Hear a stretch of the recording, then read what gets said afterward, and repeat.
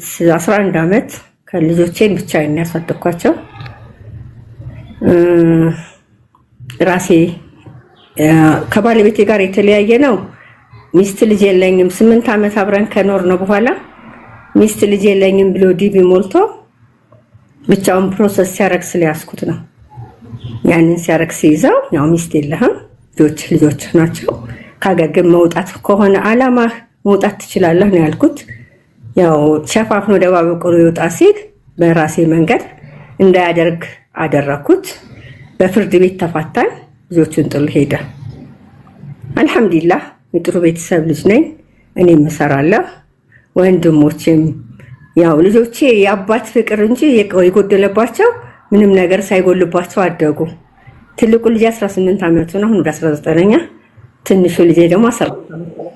ማሻአላ አድገውልኛል። አልሐምዱሊላህ ሁሉ ነገር ባደረግ ብቻዬን ተወጥቼ ያው የተወሰነ ሰፖርት ያደርጋል። ያው እነሱን የሚያኖር ሳይሆን ማለት ነው። ግን ሀብዬ በጣም የደከመኝና የከበደኝ ልጆቼን ፍቅር ነስቷቸው ነው ያደገው ከሚገባው በላይ። ለ5 ዓመት ያክል በስልክ አናግራቸው ያውቃል።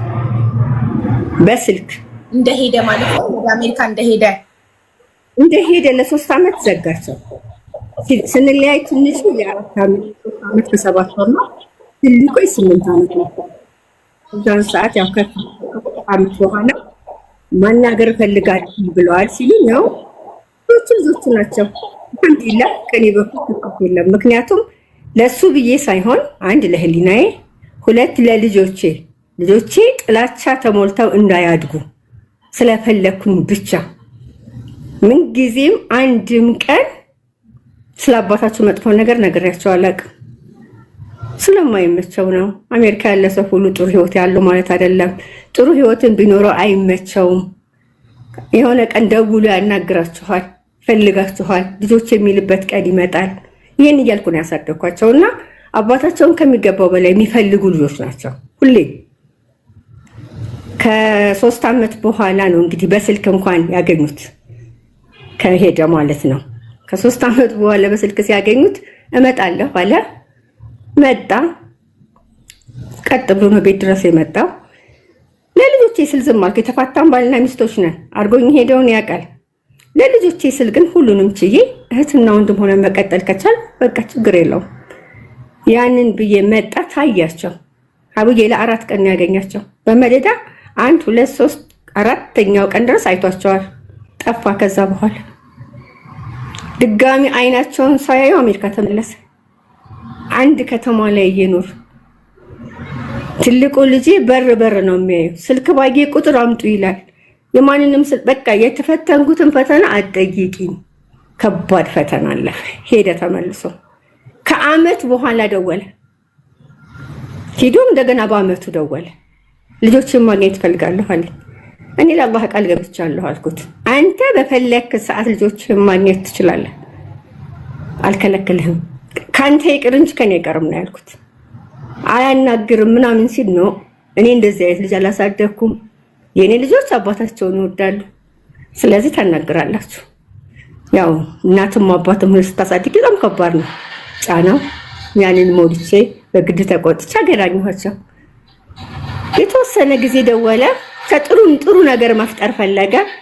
በገንዘብ ዙሪያ ማድረግ የሚገባውን እንዲያደርግ ባስ ፍርድ ቤትም ስለሚያስገድደው እኔም እንደዚህ ልፍስፍስናት አይደለሁም፣ አላራምደውም። እርምጃ ተወስድብኛለች ብሎ ስለሚያስብ ቤትም ስላለ የተወሰነ የሚያስፈልጋቸውን ሳይሆን ጀስት ግን አለብኝ ብሩ ጠቅሞኛል አይደለም ሀውዬ ለልጆቹ የመደረግ አለበት ብሎ እንዲያስብ ስለምፈልግ ነው ብር የምጠይቀው። መላክ አለበት ብዬ የምለው ለምን የሆነ ቀን ልጅ አለኝ የሚለውን ነገር እንዲያስብ ስለምፈልግ ነበር። ያንን አደረገ። የሚያደርገውን ያደረገ። እኔ በዚህ ኮምፒውተር አድርጌዋለሁ 1000 ብር፣ ቀጣይ 5000 ብር እያደገ ሄዶ 15000 ብር ደርሷል በ10 ዓመት ውስጥ ማለት ነው። እኔ በብሩ ለልጆቼ ከሚገባው በላይ ፍቅሩ ነው የሚያስፈልጋቸው። ያንን ነው ማምነው። በሁለተኛ ልመጣ ነው አለ። ዲያስፖራ ግቡ ሲባል ፈራው። ማገናኘቱንም ፈራው። ምክንያቱም ቢደግመውስ ያን ነገር አታገኙ ማለት አልችልም። አገኙት ማለትም ለኔ ሰቀቀን ነበር በጣም። ሲመጣ በቃ ሂዱና አግኙት አልኳቸው። ወላሂ ያቺኑ 4 ቀን ደገማት። 3 ወር ኮምቦልቻ ላይ ወሎ ኮምቦልቻ ነበር የምኖረው ስንኖር አሁንም ለ4 ቀን አግኝቷቸው ጠፋ። ልጄ ትምህርት ቤት መሄድ አቃተው። ትንሹ ያው በስልክና የተወሰነ ነው ፍቅር ያለው። ትልቁ ግን በደንብ ጣዕሙን ያውቃል። ምን ያክል እንደሚወዱት እንደሚቀርቡት ያውቃል። ምን ላድርግ በቃ ማሳመን ያለብኝ፣ ምክንያቱም የሰውየው ባህሪ ነው። ያሁኑ ግን ሲጠፋ ለ5 ዓመት ነው የጠፋው። ለ5 ዓመታት በስልክም በምንም አግኝቷቸው ያውቃል። ከዚህ በኋላ ነው ተከባድ ይሄን ነገር አሁን አንቺ ጋር መጥቼ እንድናገርና ነገሮችን እንድጀምር ያስገደደኝ ይሄ ነው። ያሁኑ ልጅ 18 ዓመት ሞላ። 18 ዓመት ሞልቶሃልና ቤት ተከራይተህ ተቀመጥ ብሎ ከቤት አስወጣብኝ። ከአንዳንድ ልጅ አባቱ ስልክ ሲደርሰው እኔን ትቶኝ ሄደ። ምክንያቱም እኔ አባቱ በጠራ ሰዓት ሂድ ብየዋለሁ። ለአባቱ ልዩ ፍቅር እንዲናፍቅ አድርጌዋለሁ። ሁሌ እንዲናፍቅና የሆነ ሲመጣ የሆነ ቀን ላይ እንዲቀበሉት ነው እንጂ ሌላ ፈልጌ አልነበረም። ከኮምቦልቻ ከአዲስ አበባ አስወጥቶ እንዳጠራ አድርጌ ላውራ ብዬ ነው ሀብዬ እንዳራረዝመው ብዬ ነው እያለፍኩ ማወራውና ቴክ ዩር ታይም ኮምቦልቻ ውስጥ አስቀመጠብኝ። አስቢ እኔ ለልጆቼ ትልቁ 11ኛ ወደ 11ኛ ክፍል ለ1 ዓመት ከፍሏል የትምህርት ቤት ክፍያ። የ7ኛ ክፍል የትንሹ ለ1 ዓመት ከፍሏል። ከዛ ውጭ 1 ብር ትምህርት ቤት ከፍሎ አያውቅም። ጠይቄውም አላውቅም። ላስቤዛ በቂ ነገር እንኳን የማያረግ ሰው ነው። እሱ 10,000 ልኮ 35,000 ነው ቤት መከራየው። ልጆቼ የሚያስፈልጋቸውን ነገር መሙላቴ ነው እንጂ እሱ በሚልከው ልክ ማኖር አይደለም የኔ ሐሳብ። አልሐምዱሊላህ ወንድሞቼ ጥሩ ናቸው ሁሉም። ኢሳምም ጀማልም አህመድም ሰዒድም ወንድሞቼ ዋጋ ከፍለዋል። ሊሰጧቸው ያልቻሉት የአባትነት ፍቅርን ግን ሊያገኙ የሚችሉት ከሱና ከሱ ብቻ ነው። የሆነ ቀን ይደውልና የሆነ ነገር ይላቸዋል። ይሄ እነዚህ ልጆች ምን ለመዱ ከአባታቸው? ደውሎ የሚሰጣቸው ምንድነው? ብር ነው፣ ፍቅር አይደለም። ሁሌ እኔን አይፈልጉም ብሬን ነው ማለት ጀመረ። የራሱን ስህተት ለመሸፈን ነው። የሰው ልጅ የሰጠውን ነው እኮ የሚቀበለው። ፍቅር ቢሰጣቸው ፍቅር ነበር የሚፈልጉት። ብር ስለሰጣቸው ብር አሁን ብር ሲፈልጉት እዚህ ይላቸዋል አባታቸው ብር እንዲሰጣቸው። 10 ዓመት 11 ዓመት አሜሪካን ሀገር ላይ ሲቀመጥ ልጁን ኮምቦልቻ ከሚወስደው ፕሮሰስ አድርጎ አይወስደውም እንዴ? ማስተካከል ይችላል። ይሄ ዲቢ እኮ ሀብዋይፍ ነው። እኔ ፈቃደኛ ስለሆንኩ ነው እሱ ሀገር ላይ ሄደ። ለ5 ዓመታት ከሚሄዱ በፊት ስራ ፈቶ ተቀምጧል። ለ5 ዓመታት ያኖሩትን የቤተሰቦች ናቸው። ለኔም ለልጆቼም ለሱ ያንን ቤተሰብ ሲክድ ቴንኪው ይቅር አያናግር። በመጥፎ ግን እንዲያነሳን አልፈልግም። ስፔሻሊ እኔ ቴንኪው የምባል እናት እንጂ በመጥፎ የምነሳ እናት መሆን የለብኝም። እየተከታተለ የስም ማጥፋቱን አልጠይቅኝ። 5 ዓመት ዘግቶ ልጄን እንደዛ አድርጎ ኮምቦልቻ ላይ ለ8 ወር ያክል ስራ ትቼ ትንሹ ልጄ ትምህርቱን አስቋርጬ ከዲቦራ ትምህርት ቤት ከአዲስ አበባ ኮምቦልቻ ይዤ ሄጄ ሀብ ሴሚስተር አስተምሬ ልጄ ምክንያቱም ትልቁ ልጄ እዛ ነው ያለው። ግማሼ ነው ለኔ ልጅነቴ ነው። ቡቡ ማለት አብሮ አደጌ ጓደኛዬ ነው። ለኔ በልጅነቴ ስለሆነ አብረን ነው ያደግነው። እያንዳንዱ ነገር የሚያውቀው ልጄ ነው፣ ህይወቴ ነው። የ18 ዓመት ፕሮጀክቴ ነው ቡቡ ለኔ። እሱ ሜክ ማኒ ሲያረግ እኔ ልጆቼ ላይ ነው የሰራሁት። ይሄንን ማጥፋት የኔ ልጅ መስበር ወስዶ አሜሪካ ቢወስደው ኦር ደግሞ የሆነ ጥሩ ነገር ቢያረገው መንጃ ፍቃድ አውጥቼልህ ሾፌር ትሆናለህ። እኔ እኮ ሾፌር እንዲሆን ከሆነ የምፈልገው መናኸሪያ መልቀቅ እኮ ነው፣ ልጅን ወያላ ማድረግ ነው። ከዛ መንጃ ፍቃድ አውጥቶ ሾፌር ይሆናል። ጥረህ ግረህ ኑር ነው። እንደዛ ያን ሁሉ ዋጋ የከፈልኩበት ልጅ ሊሰብረው ተነሳ። ግን አልፈቀድኩለት። ተከትዬ ኮምቦልቻ ገባሁ። ተቀመጥኩ እዛ። ልጄ ልክ ላገኘው ሲሄድ እኔ በዚህ ስመጣ እሱ በዛ ይሮጣል። እናትህንና የእናትህን ቤተሰቦች ካገኘህ አላናግርህም ተብሏል። እኔና ልጄ ድብብቆሽ ጨዋታ ጀመረ። በርቀት ተደብቄ ሂጂ አይቼ የዋለበትን አይቼ እመለሳለሁ። እኔና ወንድሙ ማለት ነው፣ ትንሽ ወንድሙ። ብዙ ከባድ በጣም እጅግ በጣም ከባድ ለአንድ እናት ያውም ዋጋ ለከፈለች እናት ያውም ደግሞ ለኔ አይገባኝም ነበር። አመስግነኝ አላልኩትም። ልጆቼን ግን መንካት አይችልም። አሜሪካ ውሰድልኝ አላልኩትም። እኔ ከብደውኝም አያውቁም ልጆቼ።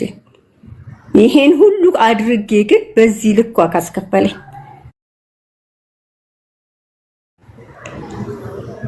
ሰዎች የኔን ስም ማጥፋት ልጄን ፍለጋ በሄድኩበት አይ ብር ፈልጋ ነው ብሩ ስለቀረባት ነው እንጂ ልጁን ፈልጋ አልመጣችም። በዛ መሃል ልጄ የማይሆን መንገድ ያዘ፣ የማይሆን ልጆች ጋር ገጠመ። የሚያደርገውን ነገር መስማት ሳይ በቃ መሸከም አቃተኝና ፊት ለፊት ማግኘት ስለማልችል ማድረግ የምችለው ምንድነው በህግ ማቃቸው ፖሊሶች አሉ። እነሱን አናግሬ እነሱ ቁጭ አድርገው እንዲያወያዩኝ ፊት ለፊት አግኝቶኝ እኔ መልሶልኝ አያውቅም ልጄ። ቡቡ ግባና ጆሮህን ያዝ፣ ቡቡ ግባና ተንበርከክ፣ እኔ ቅጣት ይሄ ነው። ኧረ ማማ እሺ አለቀች ናት መልሱ። ይሄንን ልጅ ማጣት ማበላሸት ማለት ምን ያክል ከባድ ነው። ሂጄ ፖሊሷን አናገርኳት። ታውቀኛለች፣ የልጆች እናት ነች። ጠርተልና ናገረው ስንሄድ ስብሰባ ግቢ ተባለች።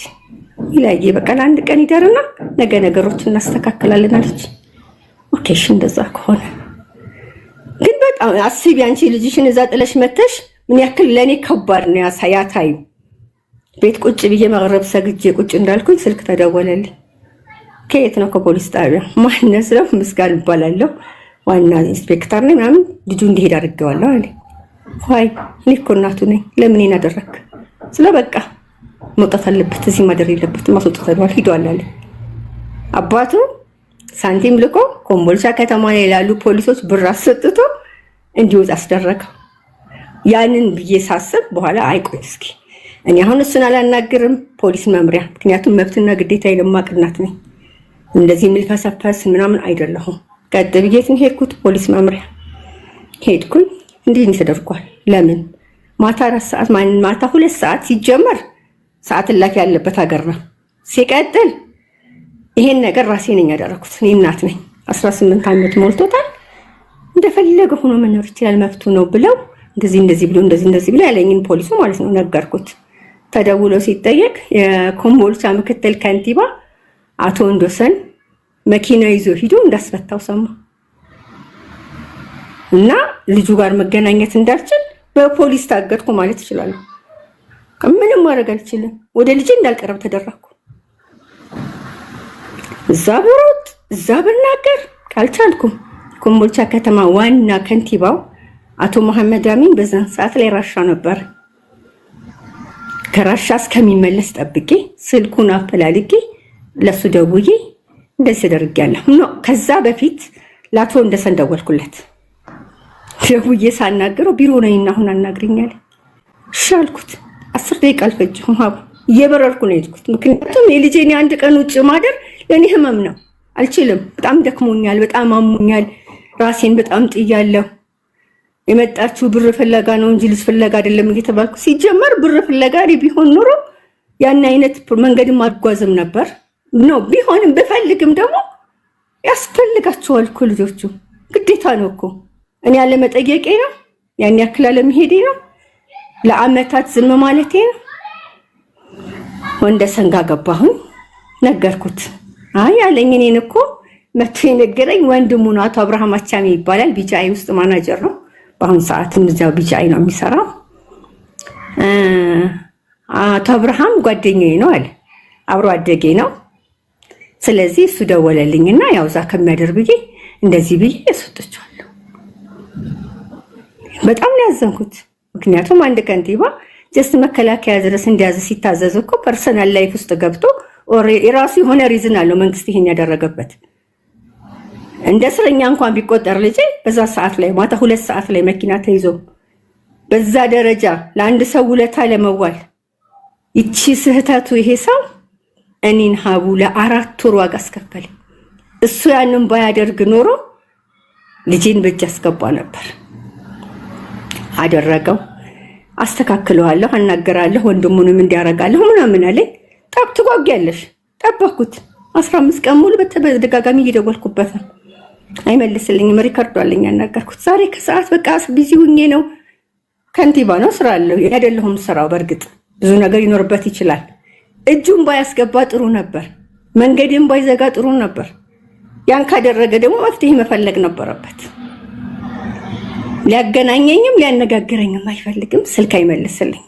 በኋላ ላይ ጭራሽ ማለት ነው ተውኩት። በቃ ጊዜ እጠብቃለሁ።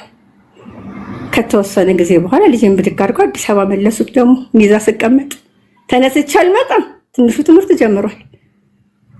ይሄ ልጅ አዲስ አበባ ብቻውን ተለቀቀ።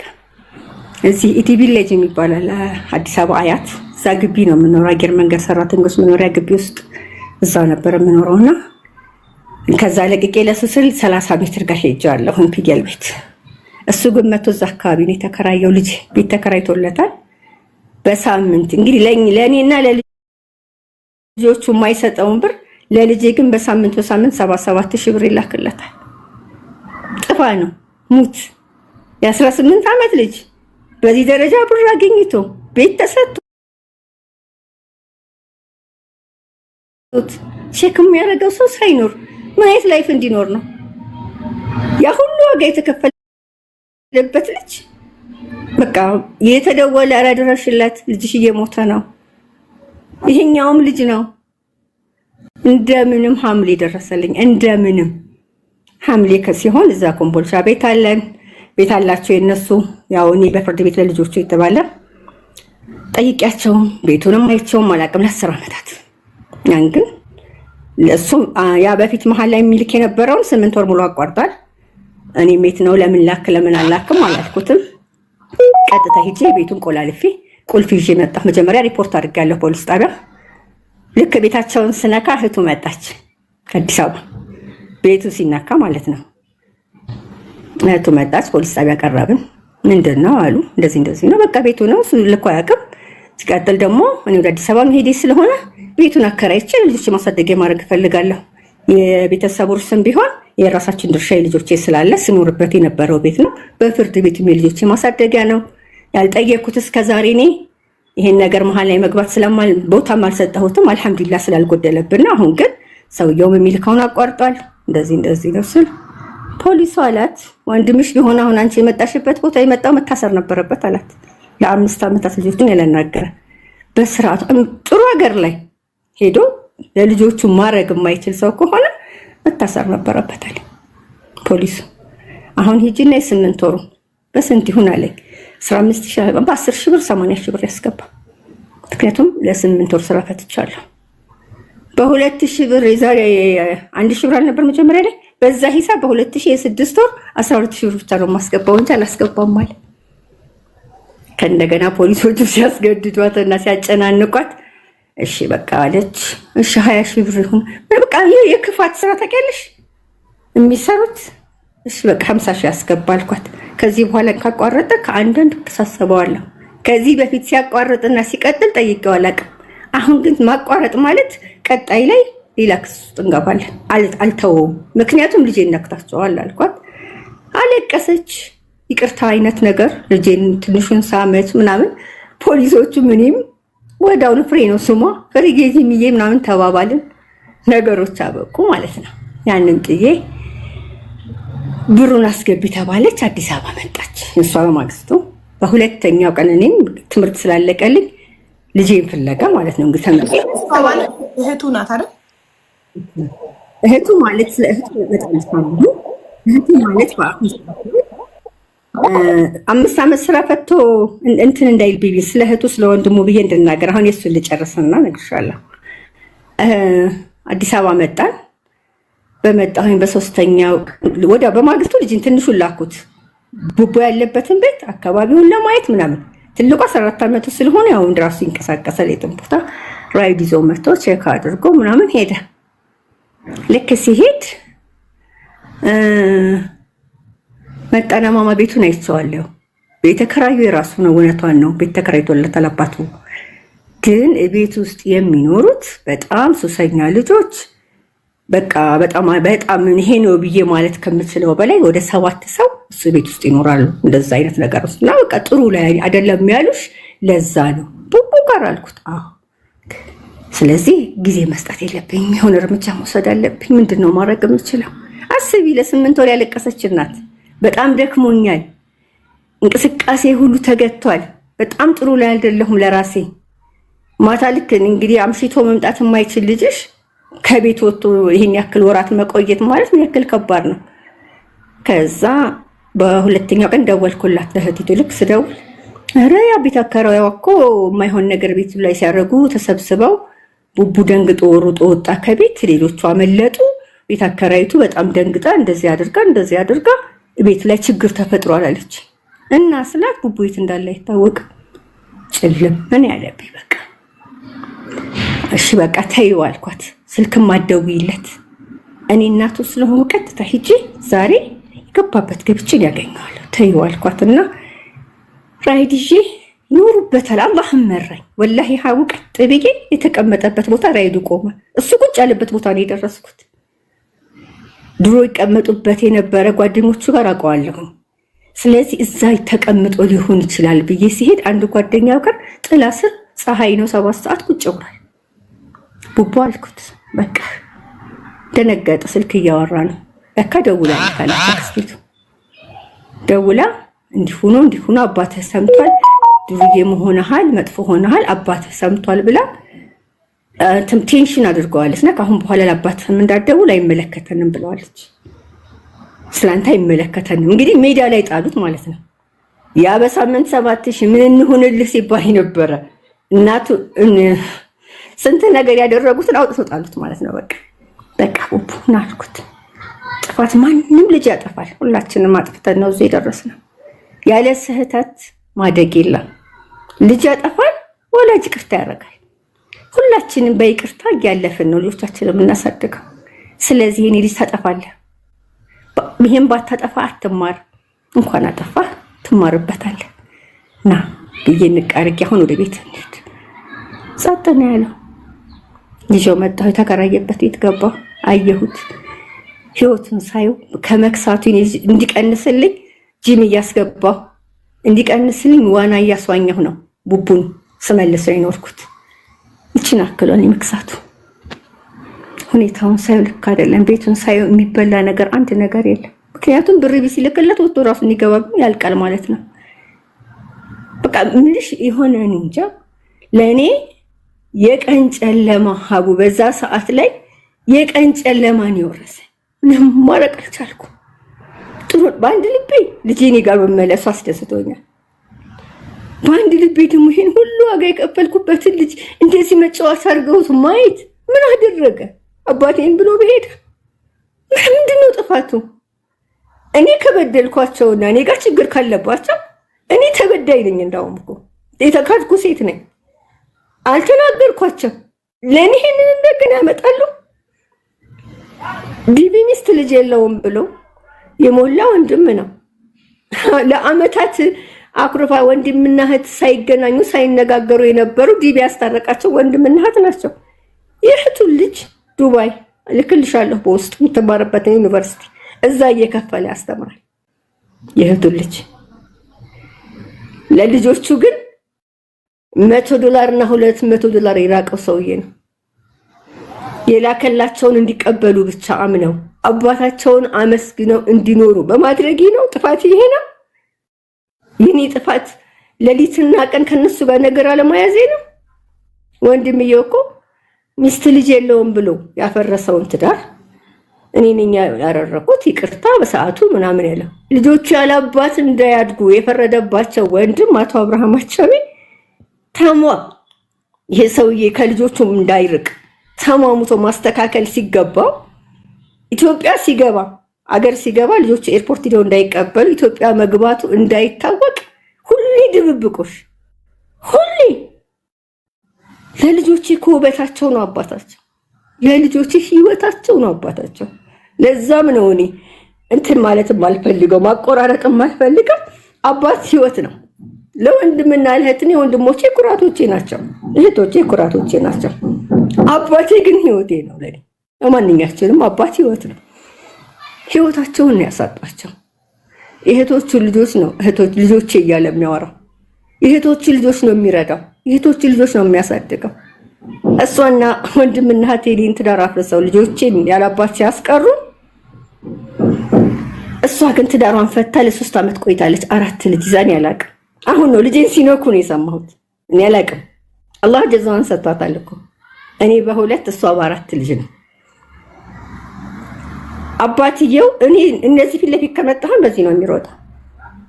እኔም ፊት ለፊት አያዩ ምንድነው ሲሉኝ ስራ እኔ እንደኔ ስራው ነው የሚያሳፈረው። እኔ ፊት ቆሞ መናገር አቅም የለውም። ምክንያቱም የሰራውን ስራ ያውቃል፣ ያደረገኝን ያውቃል። ለልጆቼ ችዬ ሌሊትና ቀን ሲደውል በማናገሬ የሚያወራልኝና የሚያናገረኝ አልተመቸኝም። ስለዚህ በስልክ ማናገር አልችልም። ቡቡ 12 ዓመት ሲሞላው ስልክና ሲም አውጥቼ ይሄው አባታችሁን በስልክ አናግሩ። እኔ ጋር ግን እየደወለ ሌሊትና ቀን አይረብሽኝ። ምክንያቱም የተፈታሁ ሴት ነኝ። አልፈልግሽም ብሎ ሄደ ሰው በፈለገ ሰዓት እየደወለ ህይወት አቢዩዝ ማድረግ አይችልም። ለምን አልተከበርኩም ይሆን አላውቅም። እኔ አልችልም። አልሐምዱሊላህ ቀብጬ ነው ያደኩት፣ ጥሩ ሁኜ ነው ያደኩት። አጎንብሼ አንገቴን የምደፋበት ምንም ሪዝን የለኝም። ቀጥ ብዬ ሲሄድ ነው ልጆቼም ጥሩ ቤተሰብ፣ ጥሩ ፍቅርና ጠንካራ ልጆችን ማሳድገው። በመብት ያልደራደሩ። ስለዚህ ልጆቼን እንዲያስ ልጆቹን እንዲያይ ልጆቹን እንዲቀርብ በተቻለኝ ከመጣሪ ውጭ ምን አድርጌ ለኔ ይሄ ሁሉ ማአት ቡቡ ላይ ቡቡን ልጁን አባት ልጁን እኮ ቢችል መሰረቱን ያስተካክላል ባለው ሁሉ አቅም። የልጁ መውደቂያ ግን ለልጁ መጥፊያ ግን ብር አይልክ። ለማሳደጊያ ያላከውን ብር ለመጥፊያው ላከለት። አልሐምዱሊላህ በጥሩ ስብዕና ስላደገም ልጄ ለመመለስ አልከበደኝም። ቀጥታ ወንድሜን ጠራ ናልኝ አልኩት። ምክንያቱም ያስፈልጋል። እኔ ከቡቡ ጋር ማልግባባበት ነገር ሊፈጠር ስለሚችል እንደ እናትና ልጅ ሳይሆን እንግዲህ 18 ዓመት ልጅ ጎረምሳ ነው። እኔ ማየ ሁሉ ሊከብደኝ ይችላል። አልቻልኩም። ሲጀመር በጣም ከበደኝና ወንድሜ ጋር እንዲያረጋቸው አደረኩኝ። ሰይድ ሐሰን ይባላል። መጣ ቤቱን ትቶ ህይወቱን ትቶ ማለት ነው። ከልጆቼ ጋር እኔ ቤቴም እነሱም ጋር እያልኩኝ ስራዬንም ያስተካከልኩኝ ትምህርታቸውን እንዲጀምሩ በተቻለኝ ሞከርኩ። ትምህርታቸውን እህትና ወንድም ቡቡዛ ኮንዲሽን ላይ እንዳለው ያውቁ ነበር። እያወቁ ነበር ዝም ያሉት። መጨረሻ ሰዓት አባትየው ሊመጣ ሳምንት ነው 15 ቀን ወደ ኢትዮጵያ ሲቀረው በቤት አከራዩ በኩል እንዲነገረው አደረኩ። ለምን ኢትዮጵያ ሲመጣ ልጆቼ ብሎ እንዳያገኘው። ምክንያቱም ከቡቡ ጋር ተቀራርበዋል። ለ5 ዓመታት የነሱ ብቻ ነበር እንዲያገኛቸው እንዲያያቸው። እህትም ወንድምም አይፈልጉ፣ ጭራሽ እንዲገናኙ አይፈልጉ። እኔ ምን አገባኝ፣ እኔ እኮ እንደዚህ አይደለሁም፣ እኔ እንዲህ አይደለሁም ይላል ወንድም ከዳር። እህትም አላቅም። እህትን አሁን ነው ከ10 ምናምን ዓመት በኋላ ያገኘኋት። ምክንያቱም እኔም ጋር ያለ ቤት ካልሸጥንና ካላመጣህ ብለው ተጣልተው ለ3 ዓመታት 3 ዓመት ከምናምን ኩርፍ ነበሩ። ማቀው ያንን ነው ዲቪ ሲደርሰው የተነጋገሩት። አሁን ግን ልጆቹን ክዶ እሷን እንዲያገዝ አድርጓታል። ወንድም እህትን ያገዛል እኮ። እኔ ወንድሞች አይደል ያገዝ እኔ ወንድሞቼ ናቸው እንደ አባት ነው ልጆቼን ያሳደጓቸው አይደል። ለሷን ቢያረግላት ምንም ማለት አይደለም። ግን ልጅን ክዶ አይደለም። ሰው የሰለጠነ ሀገር ሲሄድ እኮ ሰይጣን አይሆንም። በተቻለው እድሜም ይመክራል። ህፃናቶች አይደለም። ይሄ ሰውዬ 50ዎቹ መጨረሻ ላይ ያለ ሰው ነው። ለልጆቹ እንደ አባት ማድረግ ቢያንሰው ለመጉዳት ግን መጣር አልነበረበትም። ይሄን ሁሉ ያመጣው የኔ ዝምታ ነው። ሂድና ስራ ስለማለቴ ነው። ሂድና ኑር ማለቴ ነው። እዛ አካባቢ ያሉት እንዳይርቁት እዛ ቤት መሆን ይፈልጋል። እኛ ነን እኮ መምራት ያለብን። እንይዛለን ካሉ በዛ መልኩ አልነበረም። ያን ሁሉ በነፍስ አባታቸው ጠይቄያለሁ። በነገራችን ላይ አባትየው ሴት ክርስትና ተነስቶን ሄደ። ፋሚሊዎቹ ክርስቲያኖች ናቸው። እህቲቱ ሰልማ ነበር። አሁን ወደ ክርስትና ተመልሳለች ከባሏ ስትፈታ። ወንድምየው ኦርቶዶክስ ነው፣ ስቲል ኦርቶዶክስ ነው። ስለዚህ መቼም እኔ መስጊዱ ጀለስ ቦስጃ ላስጠይቃቸውም። እነዚህን ሰዎች ላስጠይቅ የምችለው በነፍስ አባት በቤተሰብ ነው። የነፍስ አባታቸውን ፈልጌ ሄድኩኝ ልጄን ይመልሱ ልል። ቡቡዬ ወደ እኔ ሳይመጣ ኮምቦልቻ የነፍስ አባትየው ለወንድምየው ደወሉለት። አይ በቃ ደክማ አሳድጋለች፣ ከአሁን በኋላ እናቱን አይፈልግም፣ እሱ ብቻውን መኖር ይችላል፣ 18 ዓመት ሞልቶታል። ኧረ እባካችሁ ላክዝ ለዘመድየው አስደውላ አይ በቃ እሱ ጋር መኖር ስለማይፈልግ ለአባትየው ሁሉም ዝግ አደረጉብኝ። የቀን ጨለማ ገዳም ሄድኩኝ። ሀይቡዬ አስጠራኋቸው። ምክንያቱም ማስጠራት የምችለው እነሱን በሚያምኑበት ስለሆነ እስከ መጨረሻው ልጄን ይመልሱ ነው ጥያቄ። ግን ገንዘብ ይላኩ፣ ይሄን ያምጡ፣ ይሄን አድርጓል፣ ልጄን ወደ እናቱ ይመልሱ። በሳንቲም አጣለው እማይሆን ላይፍ ውስጥ አያስገቡብኝ። ሰሚ የሚባል ነገር አጣሁ። አላህ በረህመቱ ግን ልጆቼ መለሰልኝ። ቡቡና ቤቢ ሲጠራሩ ወንድሜ ወንድሜ ነው የሚባባሉት። ለአንድ ቀን ተለያይተው አያውቁም። እኔ ያለሁበት ቦታ ሁሉ ልጆች አሉ። ልጆቼን የማያካትት ቦታ ነው ያልሄድም። ልጆቼ የሌሉበት ቦታ ለልጅ የማይሆን ቦታ ከሆነ ቦታ ፈለገ ጓደኞቼ ቢሆኑ አልሄድም። ጊዜም ህይወቴም ልጆቼ ናቸው። እኔ አንድ ቀን ለሰራተኛ አሰርቼ ልጆችን አብልቼ አላውቅም። ራሴ ነኝ የምሰራላቸው፣ ሰጥቻቸዋለሁ ራሴን። አዲስ አበባ የምገባው ልጆቼ መሰረት ሲይዙ ነው። ምክንያቱም አዲስ አበባ ገብቼ ልጅነት አታለኝ ኦር የሆነ ነገር ተፈጥሮ ልጆቼን ከምሰጣቸው ፍቅር አጎልባቸዋለሁ ብዬ ስለማስብ እዛው ኮምቦልቻ የተቀመጥኩት ለአመታት ያ ሁሉን ዋጋ የከፈልኩለትን ልጄን ከእጅ አስወጥቶብኝ ያን ሁሉ አደረኩ። አሁን ምን ሰጋው? ቀጣይ ያለኩት ሌላ ልጅ ትንሽ አለ 14 ዓመት። የ14ቱም ነገ 18 ይደርሳል። ስለዚህ ይሄ ሰውዬ ዛሬ በዚህ ደረጃ ከደፈረኝ ነገ ደግሞ ለዚህኛውም አይተኛለትም። ስለዚህ የሆነ ነገር አደርጋለሁ። ኢትዮጵያ ሲመጣ አገኝቼ አናግሬ ነገሮች ይስተካከሉ ሊሆን ይችላል። አሁንም የመጨረሻ እድል ልሰጥ ፈልጊያለሁ። በቤተሰብ እንዲነጋገሩ አደረኩ። በቤተሰብ በኩል ያንን ጥያቄ አስቀረብኩኝ። ያደረኩትን ሁሉ በሙሉ በልጆቼና በኔ ዙሪያ ላይ እንዳትገቡ ብሎ ከለከለ። ማንንም ማናገር አልፈልግም ተባልኩ። በጣም ነው ያዘንኩት። ቡቡዬን እሱ ወደ ሀገር ሲገባ ባሁኑ በመጨረሻውም ወደ ሀገር ሲገባ ሀቡ አየር መንገድ ሂደው እንዲቀበሉት ቀኑን ብሰማ ሂዱ ብዬ ብል ልጆቹ ሂደው እንዳይቀበሉት ተደረገ።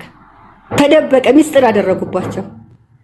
በስልክ እንዲያገኛቸውና ሊያናግራቸው እንደሚፈልግ ሰምቻለሁ። ሰው ምን መጣ? ለነዚህ ቢደሰቱ ምን አለበት? ሂደው አባታችን ብለው ኤርፖርት ላይ ቢቀበሉት ለነሱ እኮ ደስታ ነው። አባቴ ሲመጣ ቢሉ ምን ችግር አለው? ይሄን ሁሉ ይቅርታ ማል ነው። ይቅርታ አቡዬ። እሺ ችግር የለውም። እኔ አንድ ጥያቄ ነበረኝ ጀሚላዬ። እሺ አንቺ ከሱ በኋላ ትዳር መስረተሽ ነበር?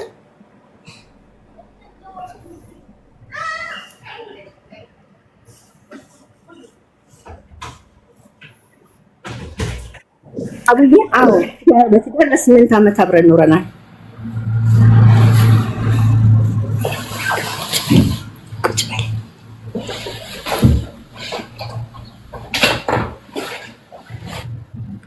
ለ8 ዓመታት አብረን በትዳር ኖረናል። እሱ ከሚሄዱ ፕሮሰስ እያደረገ ምን አደረኩ መሰለች? እኔ ሳይጠፋ ሀገር ሊወጣ አውቅ ሞከርኩ ላገኘው። ነገሮችን ሳያቸው ጥሩ አልነበሩም። ምን አደረኩኝ? ልጆቹን እቤት ወሰድኩኝ። እኛ የምንኖርበት የነበረው ቤት እህቲቱ ነበረች በሰዓቱ የምትኖርበት። ስለዚህ እኔን ለቡቡና ለቤቢ መከርኳቸው በደንብ። በቃ በማንኛውም ሰዓት እኔ መጥቼ ወስዳችኋለሁ። አባታችሁ ግን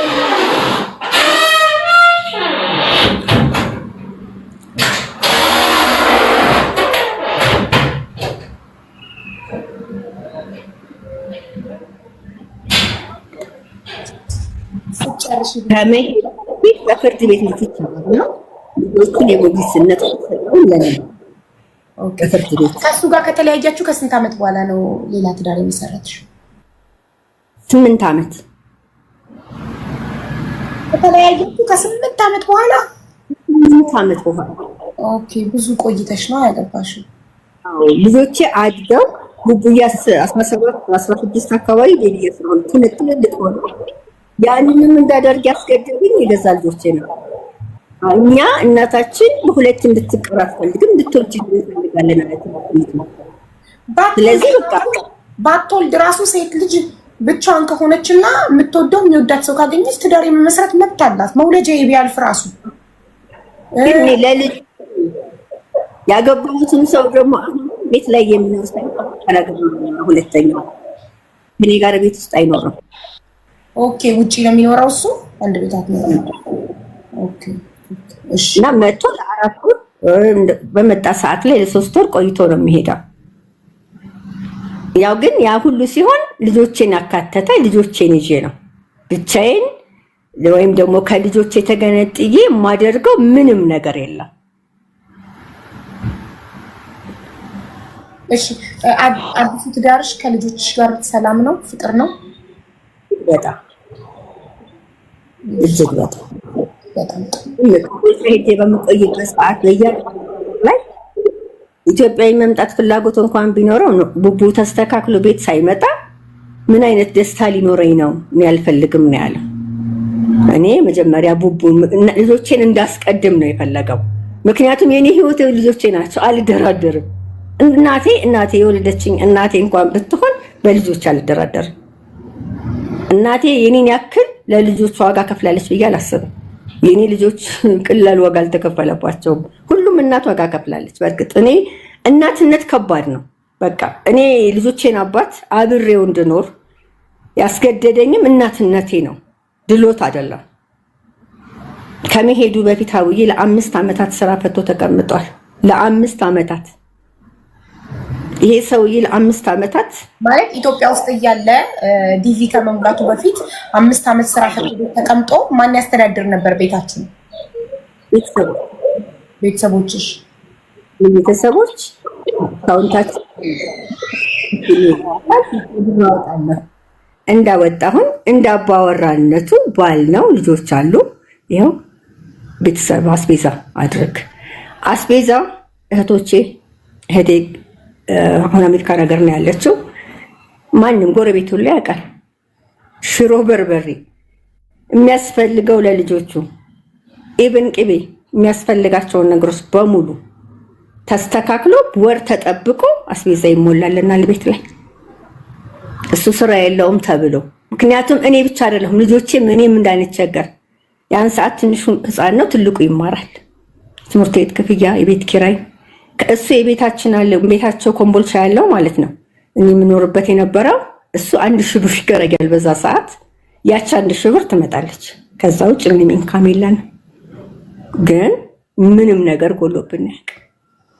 እኔ 8 ነን፣ 4 ሴት 4 ወንዶች። ስለዚህ ለስልመችም 50 ሎሚ ለአንድ ሰው ሸክም ለ50 ሰው ጌጦ ነው አይደለ? ለነሱ እኔ ዛሬ ባንድ ወር አንድ ወንድሜ ነገሮችን ቢያስተካከል ቀጣይ ወር ላይ ሌላ ወንድሜ፣ እህቶችም ሁሉም በየራሳቸው በአቅማቸው ዋጋ ከፍለዋል። እኔ ህይወት ውስጥ እዛ ህይወት ውስጥ እያለ ነው እንግዲህ ይቤዳል። አመስግነው። እሺ፣ ያንቺ ቤተሰቦች እያስተዳደሯችሁ እሱ ለ5 ዓመት ስራ ፈቶ ተቀምጦ በቤተሰቦች እየተዳደረ እንዴት ዲቪ ሲሞላ ሚስት የለኝም ልጆች የሉኝም ሲንግል ብቸኛ ነኝ ብሎ ይሞላል? የሚገርመው ሰላም ሆናችሁ አንድ ቤት እየኖራችሁ ነበር? ፍቅር ነበራችሁ? ሞላው። ወንድምየው ምን አለ መሰለሽ፣ እኔ ነኝ የሞላሁት አለ ወንድሙ። በሰዓቱ ፎቶ ያለኝ እሱ ነበር። እኔ መሙላቱ ምልሽ አንዳንድ ጊዜ እሺ ይሁን፣ ከመጣ በኋላ ግን ሶሪ ደርሶኛል፣ ይሄን ነገር ፕሮሰስ ላደርግ ነው ማለት ነው እንጂ ሰበብ ፈልጎ ከቤት የተጣላ መስሎ ነው ከቤት የወጣው። ምን ሆኖ ነው ስለ ወንድሙ ቤት ነው ያለው።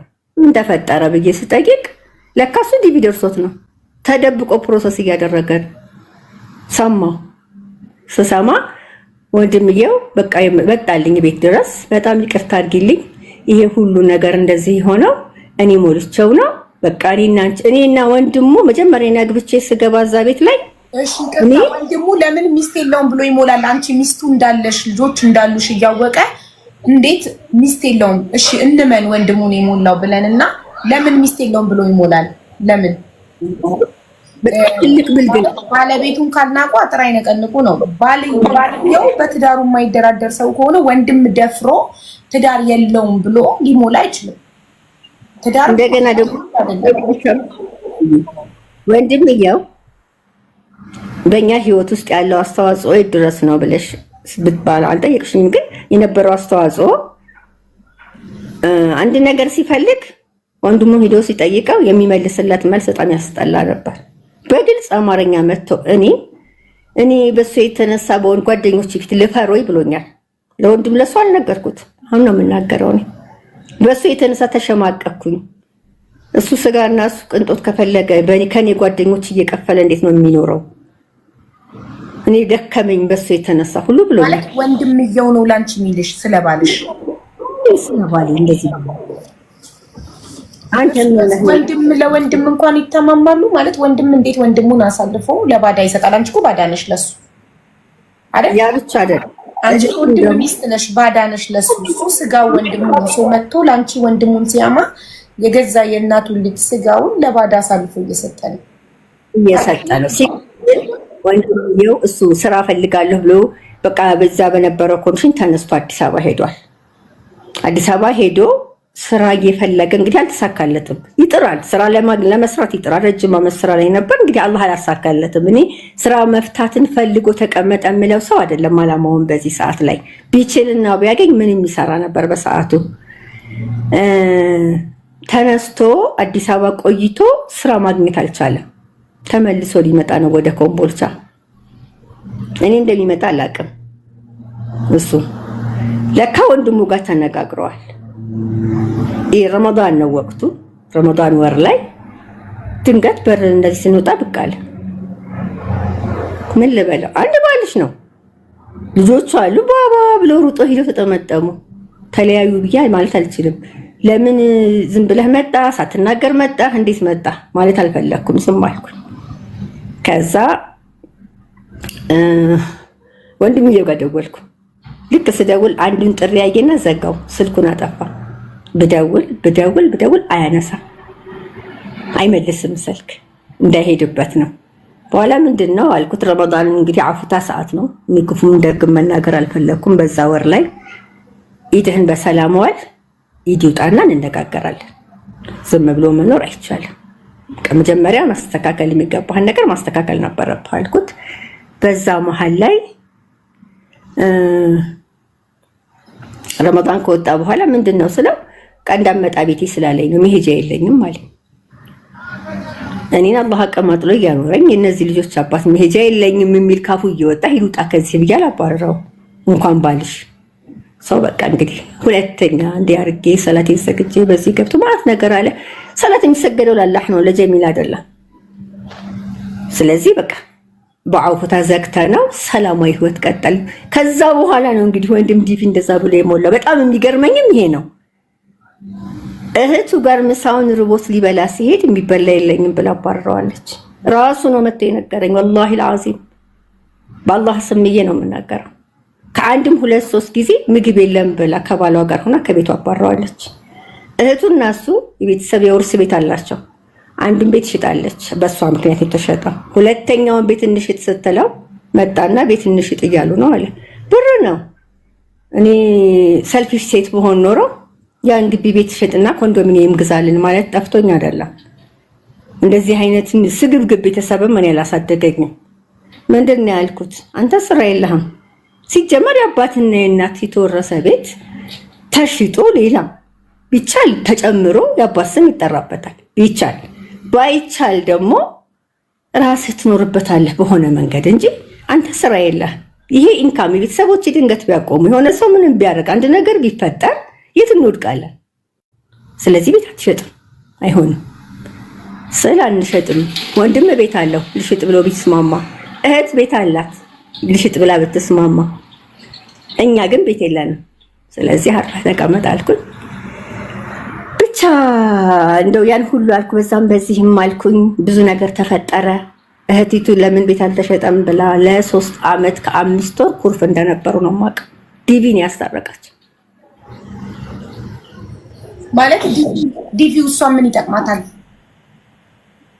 ዲቪ ሲደርሰው በቃ ብላ አንድ ሆነች መጥቀም ብቻ ልጆቿን እያስተማረላት ነው። እሷ ከባሏ ተፋታለች። ደግሞ አንድ ቤት ተከራይቶና ልጆቿ ያስተምራታል። በቃ እህትም ጓደኛም እናትም ምንም ሆና እሷ ናት እየኖረች ያለችው። ለልጆቹ ኬር የለውም። እሷም ለልጆቹ የወንድሜ ልጆች ናቸው ብላ መተጠይቃም አግኝታ ምን ብላም አታውቅም። አናግራም አታውቅም። ዙራም አይታችሁ አታውቅም። ለ10 ምናምን ዓመታት አሁን ነው ልጄ ከቤት ሲያስወጡ አገኘኋቸው። እሺ ብቻሽን ሆነሽ ስታስቢ ጀሚላ ያሳለፋችሁት የፍቅር ጊዜ የትዳር ህይወት ጥሩ ነበረ? ምንድን ነው ያነሳሳው ይሄ ሰውዬ እንደዚህ ለመለወጥ እንደዚህ ልጆቹ ላይ እኔ ላይ ለመጨከን ብለሽ ታስቢያለሽ? በጣም አስባለሁ። ምክንያቱም ነገር በትዳር እያለን 3 ጊዜ ተጣልተናል። በ8 ዓመት ውስጥ ማለት ነው። 3 ጊዜ ስንጣላ 2ቱን በእህቱ ሪዝን ነው፣ 3ኛው ይሄ ዲቪ ነው። እኔ የማውቀው ይሄንን ነው። እንግዲህ ስንት ዓመት ነው አብራችሁ የኖራችሁት በትዳር? 8 ዓመት አብራችሁ ኖራችሁ። ከተለያያችሁ ከ8 ዓመት በኋላ ነው አንቺ ወደ ሌላ ትዳር ያልሽው? አዎ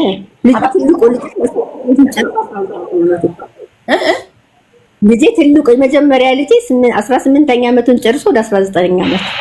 ኦኬ 8 ዓመት አብራችሁ ኖራችሁ። እሱ ወደ አሜሪካ ሲሄድ ልጃችሁ የ8 ዓመት ልጅ ነበር የመጀመሪያ ልጃችሁ?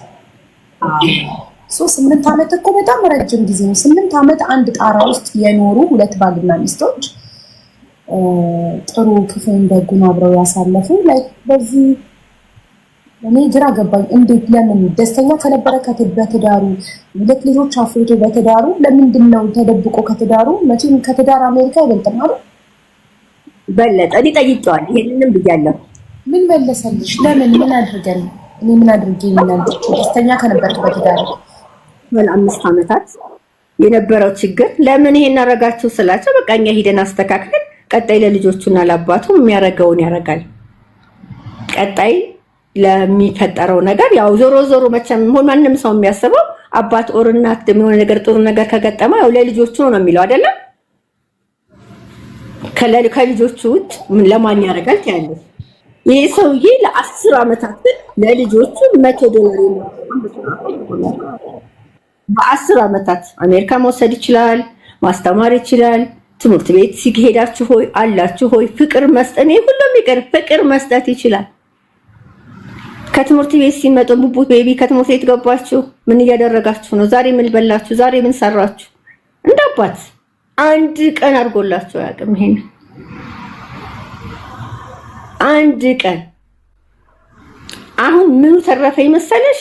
ያን ሁሉ ነገር አድርጎ ሄዶ ያ ሁሉ እንግዲህ ለ5 ዓመታት ያለ ስራ ችለን እኔ እምልሽ ይሄን አደረኩ ማለት አልፈልግም። ርዚቅ ባላህ ነው።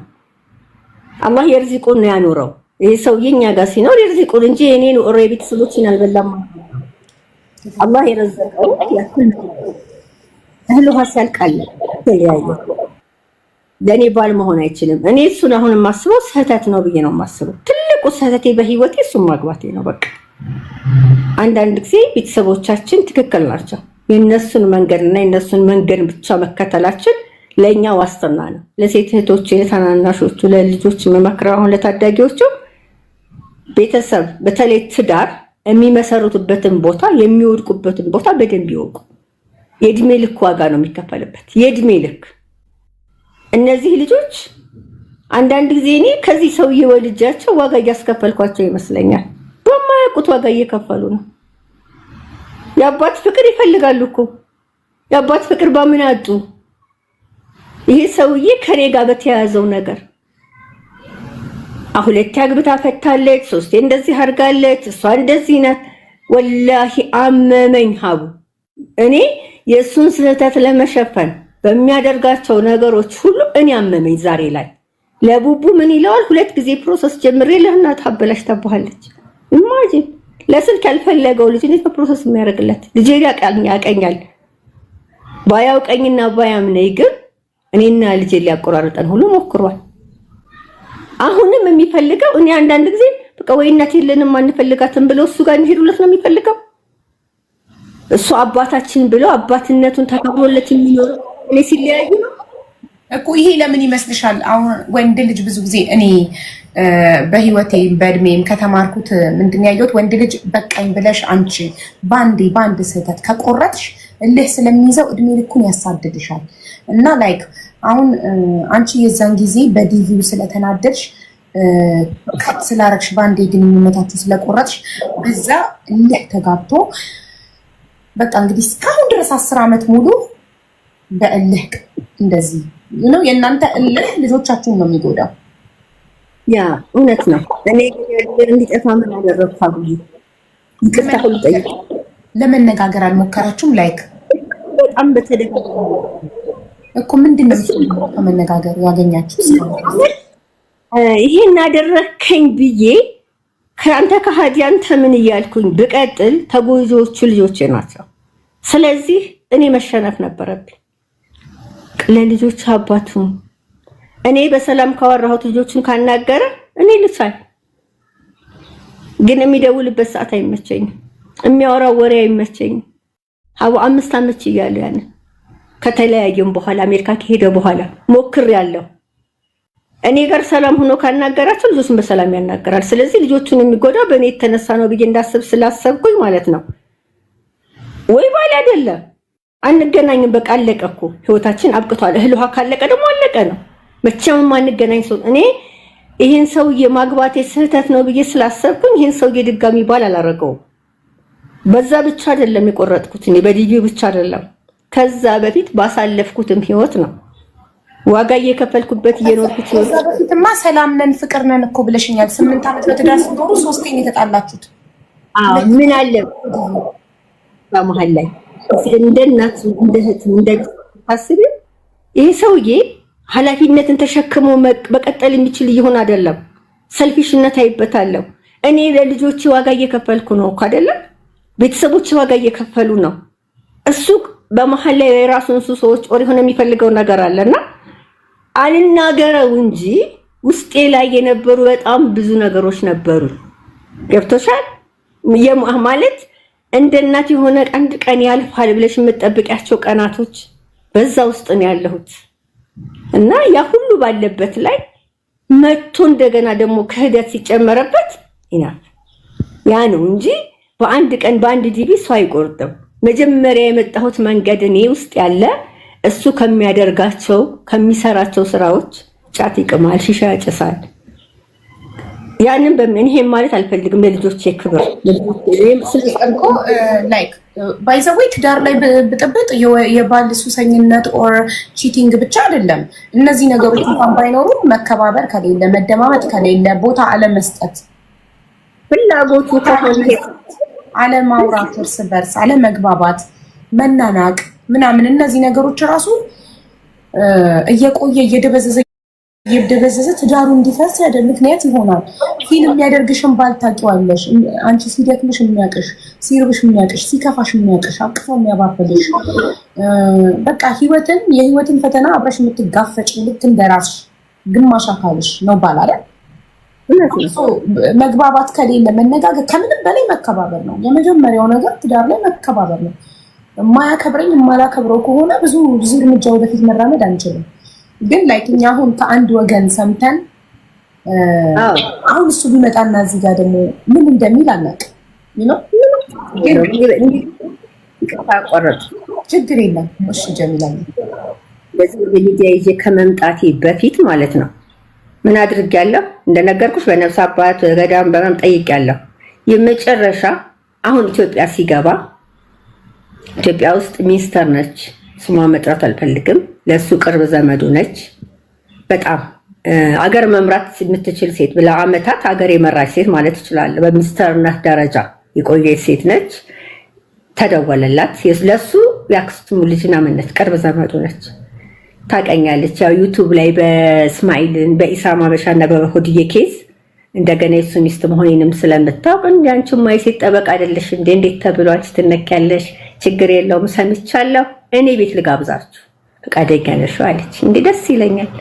አንቺ ቤት መጥቶ ቀርቦ ቁጭ ብሎ በቤተሰብ እንደ ቤተሰብ እንጨርስ።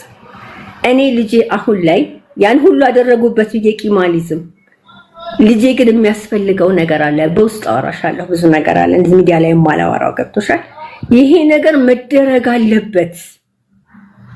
እኔ ልጄ አንድ ነገር ላይ ሆኖ ወድቆ ከማይ እግሩ ላይ ወድቀሽ ይቅርታ ጠይቂው ብትይኝ አልኳት እጠይቀዋለሁ። ምክንያቱም ለልጄ የምከፍለው ዋጋ ነው የግድ አድርገዋለሁ አልኳት። ችግር የለውም እኔ አናግረዋለሁ አለች። አገር ሲገባ ንገሪኝ አለች። አገር ገብቷል አልኳት። ደወለችለት አያነሳም፣ ደወለች አያነሳም። በዋትስአፕ ሜሴጅ ጻፍኩለት አለች። በቃ የምፈልግህ ለዚህ ኬዝ ነው። ስለዚህ ናና እንነጋገር። በልጆቼ ዙሪያ ማንንም ማናገር አልፈልግም። ማድረግ የሚገባኝን ራሴ ነኝ የማደርገው። የማውቀውን አውቃለሁ። በቃ አያስፈልገኝም። በሜሴጅ ነው የመለሰላት ለዛች ለተከበረች ሴት። ያንን ሲላት ለኔ ምን ብላ ትመልስልኝ? ቃል የገባችልኝ ነገር አለ። ከዛ ወንድሟ ደወለልኝ፣ እሷም ደወለችልኝ በኋላ ላይና እህቲቱ ጋር ደውዬ ላናግራታለች። አናግሪያት ደስ ይለኛል። እንግዲህ እኔ ውስጥ ክፍተት ካለ አልኳት ይቅርታ መጠየቅ ካለባቸው ወንድምም እህትም እሱም ለልጆቼ ስል፣ ምክንያቱም የማያልቅ መንገድ ሆነብኝ። ይትከለቁመው የዚህን ሰው የበደሉን ልርሳ፣ የልጆቼን ጭንቀት ልርሳ፣ የልጆቼን ሰላም ልርሳ። እናት አለቀሰች ማለት እኮ ሀቡ ልጆች ምን ጊዜም ያለቅሳሉ። የኔ ፊት እምባለው ማለት ቡቡና ቤቢ ሁል ቀን ነው የሚያለቅሱት ማለት ነው። እኔ ስስቅ ነው የሚስቁት። እናት ስትስቅ ልጆች ይስቃሉ። እናት ካለቀሰች ሁሉም ያለቅሳል። የማይቀር ነው። የሚሳሳቱት አባቶች እዚህ ጋር ሚስትን ጎዳን ወይም ደግሞ እናትን ጎዳን ብለው የሚጎዱት ግን ልጆቻቸውን ነው። የሚያስለቅሱት ልጆቻቸውን ነው። እናት እኮ ማልቀስ የለባት። ለምን? ያውም ዋጋ የከፈለች እናት፣ ያውም እድሜዋን የሰጠች ልጅነቴ፣ ውበቴ፣ ህይወቴ፣ ገንዘቤ፣ ቤተሰቤን መስዋዕት ያደረኩ እናት ነኝ። ምስጋና እንጂ እኔ ለቅሶ አይገባኝ፣ ክብር እንጂ እኔ አሁን እዚህ ቦታ ላይ የወጣሁት እኔ ሴት ልጆች አሏቸው። አብርሃምም ሴት ልጅ አለው፣ እሷም 4 ሴት ልጅ ወልዳለች። እኔ ልጆቿ ላይ ግፍ ቢደርስ ይሄን ያክል የምደሰት ሰው አይደለሁም። በሰው ደስታ ልደሰት፣ ግን ይቺን ጀዛ ይከፍላቸዋል አላህ አይቀርም። ይቺ የኔ አንዷ ዘለላ እንባ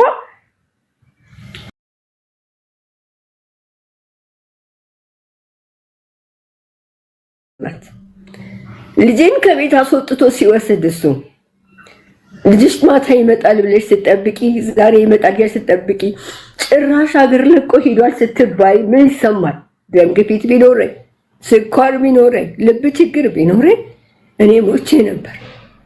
ለኔ የተመኘውን ስኳር፣ ለኔ የተመኘውን ደም ግፊት ግን አላህ ለራሱ ነው የሰጠው። እኔ አልሐምዱሊላህ በጣም ጤነኛ ነኝ።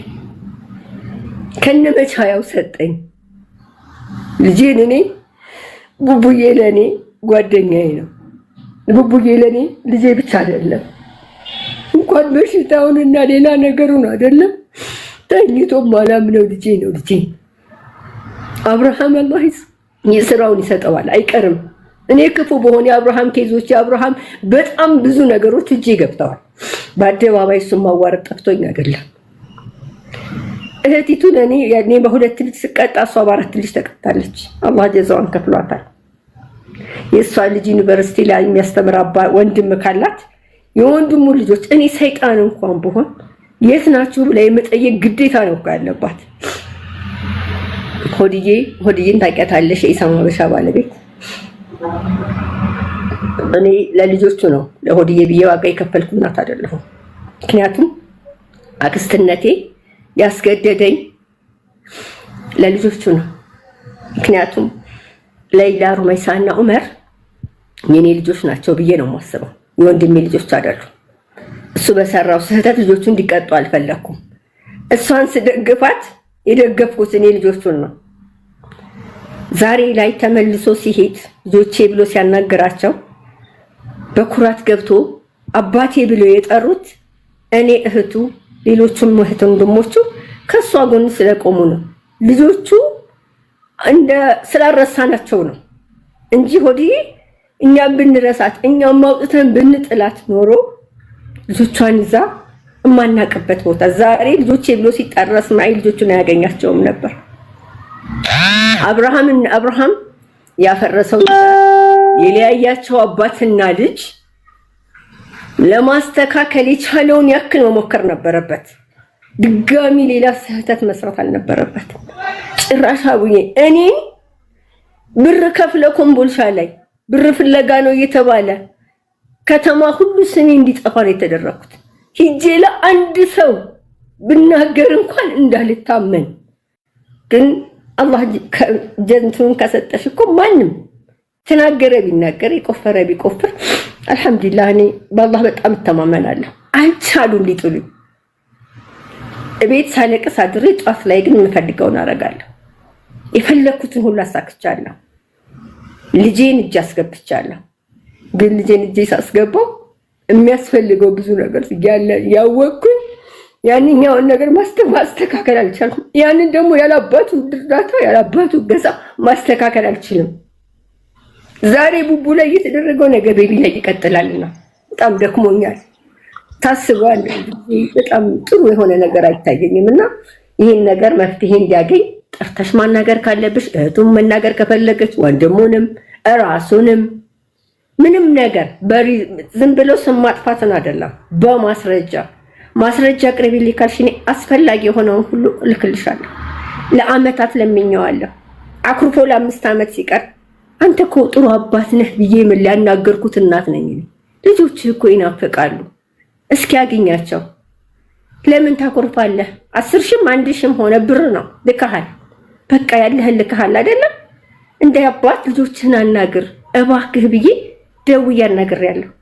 ፎቶአቸውን ያቸው ዛሬ እዚህ ደርሷል። 5 አመታቸው ካያቸው አድገዋል እኮ። እኔ ሰርግ እየሄድኩኝ መኪና ይዤ ልጆቼን ከኋላ አድርጌያቸው ብዬ በዘፈን አድርጌ ሲያያቸው እንዲያዝንና እንዲራራ የአባትነት ስሜት እንዲሰማው ውስጥ የገባው ጭካኔ እንዲጠፋ ነው ፈልጌ ነበረው። እሱ ግን አዙሮ መታኝ።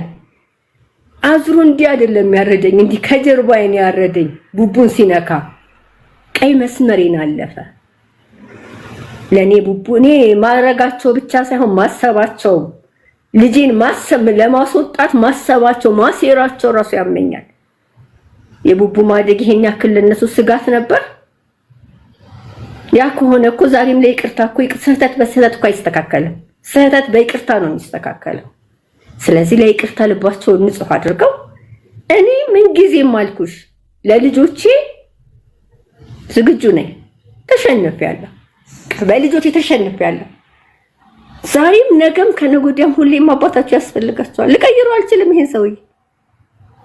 የኔ ሚስትነትና የኔ ባልነት እና የናሱ ወንድምና እህትነት እንጂ ባልና ሚስትነት ሊቀጥል እንደማይችል ድሮ የሞተ ነገር ነው የዛሬ 11 አመት። ስለዚህ ከዚህ በኋላ ህይወቱን ይኑር፣ እኔም ህይወቴን ልኑር። ጥሩ አባት ይሁን፣ የሚገባቸውን ህይወት ይስጣቸው። እኔ አይምሮ ይረፍ። እስኪ ለኔ ልጆች አሜሪካ ብርቅ ነው እንዴ? ክልክል ነው እንዴ? ዛሬ 5 አመት ሲቲዝን ሲሆን ፓስፖርት መውጣት እኮ ይችል ነበር።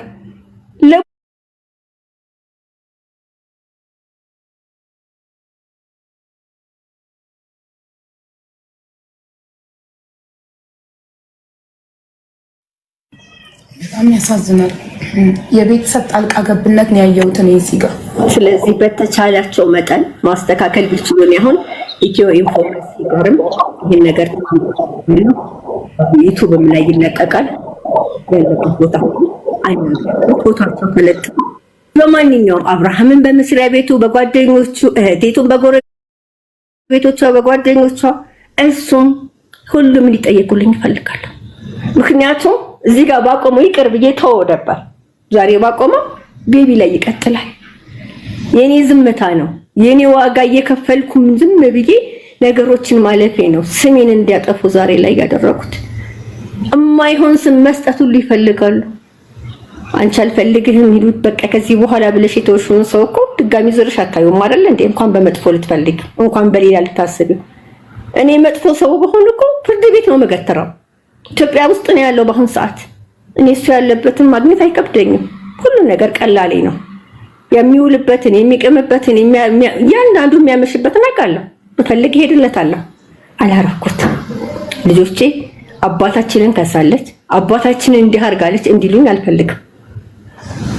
የምችለውን አድርጌ በአቅሜ ማሳደግን እንጂ እሱ ጋር ሳፋጣው ስገባና ስነጋገር እንዲያዩኝ ስለማል ለልጆቼ ክብር ስል ነው እስከዛሬ የቻልኩት።